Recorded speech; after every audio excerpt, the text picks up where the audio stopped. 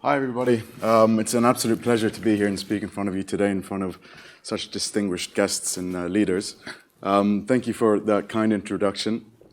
So I'm just going to talk to you about my journey from my master's studies here and what led me to the Olympics, with the goal of really talking about and focusing about resilience and what got me through certain challenges that I really didn't see coming.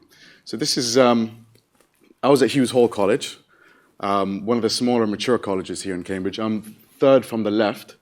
This is in my first year of rowing. The guy behind me, the tall ginger guy, was a world record holder in the rowing machine. He's an absolute giant. So, and there were three guys here in the US rowing team. So I got thrown in the deep end quite quickly, and that's what kind of helped me kind of fall in love with the sport. Here, it's a team sport. Everything, even if you look left and right, it disturbs the balance of the boat, and it's incredibly, incredibly challenging in terms of balance as well. So this was actually bumps. I don't know if I have time to explain it, but 31 boats line up in the river camp, 31, and then in the sound of a cannon, you row as fast as you possibly can to crash into the boat in front of you. These boats cost around £20,000, and sometimes the boat crashes into people. It's chaotic, and it's just, it's beautiful. You should come and watch. When I graduated, decided to try and pursue qualification full-time. So didn't work on any idea I was studying for. Dad wasn't too pleased, but he was willing to take the risk. So I emailed all the top rowing clubs in London, got a reply from this gentleman, who himself is a silver medalist in the Tokyo '64 Olympics, and represented one of the top rowing clubs in London. So graduated, saw him. He wasn't too confident it was possible to qualify in 3 years. Usually he said it takes around 8 years to get to that level, but what the hell, let's give it a go. It's only 3 years. And I'm young, I have no responsibilities, so if ever there was a time, it's now. Incredibly hilarious, man. So sculling is very different to rowing. The first picture you saw is sweep. So you're in a team, the boat is set, it's nice and balanced. Sculling, though, you're on your own, and it's a completely different sport. Something I didn't really kind of understand. Fell into the River Thames. The Thames is basically London's sewage system. So after getting up back into the college, they gave me a can of Coke to drink as fast as possible, because apparently that lowers the pH in your stomach and it kills any bacteria that might have seeped in. Cutting edge, yeah. A year later, we went to the Asian Games, which is the second largest multi-sport event in the world after the Olympics. Placed 9th out of 14th, which is exactly where I wanted to be. And I reached a level here where I was expected to reach in 2 years. So that's when Bill said, okay, we'll go full steam ahead to Tokyo, and we have something. I met Prince Abdulaziz bin Turki Al Faisal, incredible human being, incredibly supportive, was really happy about. At the time, there was no federation, there was no Saudi rowing federation. I was the first Saudi rower, so that was the first race the Saudi was represented in any race, and we spoke about founding a federation. Mohammed Hadrawi, who was here yesterday, I don't know if he was here, I actually met him here as well, and he became the first president of Saudi rowing. And that was when I actually got funding. My parents didn't have to support me anymore. My parents flew over to see me. This was in Indonesia, the Asian Games.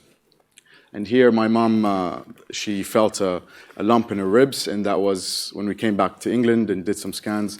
Turned out to be multiple myeloma, which is a terminal cancer. So that's when things got a bit rocky. So that was in September 2018. And because obviously at the time there was no team, all my training was in isolation. It was just Bill and I going to training camps, going to venues. And this was me eating breakfast. A friend took this when I dragged him along one day. And most of my experience in the last 4 years looked like this. A lot of time in isolation. And that's when kind of, obviously multiple myeloma is a terminal disease, so you start to not enjoy rowing as much because you want to spend time with her, given her limited time, but at the same time, so the fun was taken out of it, but you just have to continue, you just have to push on. And this is when I was nowhere near as resilient at the time, so it was very difficult, but we'll talk about that at the end. Nevertheless, that year was quite successful. Won bronze at the Asian Championships and a lot of trophies here and around England, domestic and international races. So it was a successful year. Didn't enjoy it, but it was a great year. In the summer of 2020, obviously COVID happened, the Olympics were postponed, I was in California training, and then when it was postponed, I flew straight to Germany where she was being treated, and it was obvious she was in her final kind of few months, but training couldn't stop. So there was a rowing club, the city is called Wurzburg, it's a tiny little town, and I found a rowing club, and this was my office every day, just found a rowing machine. They allowed me to use it, they were very kind, and every morning spent here training. And yeah, again, it was just a solitary pushing on, doing something you don't really want to do, but you just have to get it done. So when she passed away, we went back to Saudi, and this is one of the pillars of resilience. It's team. It's family and friends who, I didn't care about rowing anymore at this point. I thought it was my perspective changed. I thought the Olympics were just a socially constructed thing, and I just didn't care about the whole why I started. The motivations changed. But I knew the only thing that I can do in my power to lift my family is to give them that honorable qualification and lift their spirits. So qualifying became a need and not a want anymore. I thought the only thing I can do really to help anyone here is actually to qualify. So got back to work, and rowing, it was about 7 hours of training a day, 3 sessions a day. That's Bill on the left, this is in the yard, and yeah, lovely. Went to Tokyo in May for the qualification race, and I've been completely injury-free up to this point, completely. And 4 days before my qualification race, my left rib, just extremely sharp pain out of nowhere. And I also had trouble breathing. Went to the doctors, they just said it was a broken rib. Could I race? He said, yeah, you'll make it worse, but I had to race. There's no way I was going to watch from the sideline, especially after what I've been through. So I raced anyway, pushed off, couldn't breathe. The broken rib didn't explain why I couldn't breathe. It was just extremely painful. Raced anyway. Qualification, the results come out a few weeks after the actual race. So I didn't know whether I qualified at the time, but I'd rather die out there than just watch from the sideline. I just had to do it. So there I was, we pushed off, went back to the UK and just waited for the results. What it turned out after I did some scans is my left lung had actually also collapsed. So this line here is the lung, that should be here. And this was about a week after the injury. So prior to that, it was probably here, according to the doctor. So I was basically raced using my right lung alone. It was a disgusting feeling. You can feel your organs move around because of all that free space. Anyway, this is a very long story short. This is actually like a 2-hour presentation, but anyway. Got the call, qualified, Bill celebrating. I had to fix my lung as fast as possible, so I did a surgery. Very invasive, extremely painful. And this was about 5 weeks before the Olympics. So upon leaving the hospital, the doctor tells me, okay, you've just done a lung surgery. The last thing you need is to catch a lung disease, i.e. COVID. I said, of course not, don't be silly, I'm going to go and self-isolate. 3 weeks later, I tested positive, and this was around 20 days before I had to fly to Tokyo. And you can't board the flight to Tokyo unless you have 3 negative PCR tests.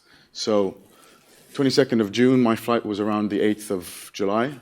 And at this point, all I read on the internet and TV is long COVID. So stress was an understatement because I had to test negative if I were to board the plane. And not to mention, I wasn't training at this point. This is the worst shape of my life in my entire 4-year career. I was way fitter a year prior than I was the 3 weeks before the Olympics. This was around, I'd say 5 months into when I started rowing in 2016. I was incredibly out of shape. So would you rather go to the Olympics, possibly come last, or qualify and pull out and save face? It was just a really annoying dilemma. Decided to go anyway. But I resumed training from my injury in Tokyo to the qualification, from the qualification race to when I was allowed to start training, which was the end of the end of June, I lost a lot of weight and I was in terrible shape. I mean, yeah, I was just incredibly skinny. But this is when I started training. Lung was not inflated just yet. It was surgery just patched the hole, and then the lung just slowly reinflates. So it wasn't fully reinflated. I didn't tell the Saudi Rowing Federation or the Olympic Committee or Prince Abdulaziz about it, otherwise they would have pulled me. So it was all a big secret.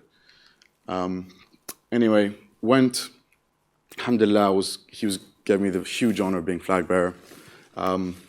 Raced, and also we made it to the quarterfinals, which was obviously, I thought I was going to come last. Dead serious, thought I was going to come last. I had to get over it, but got to the quarterfinals, and the contrast between the summer before losing my mother and this, it was just a huge emotional roller coaster. And it leads me to the conclusion. I didn't read any self-help books in the 4 years. This is purely out of my experiences. And this is what will give you incredible resilience going forward. Resilience, everyone's resilience is unique to themselves, depending on their own experiences. These are mine. Set goals.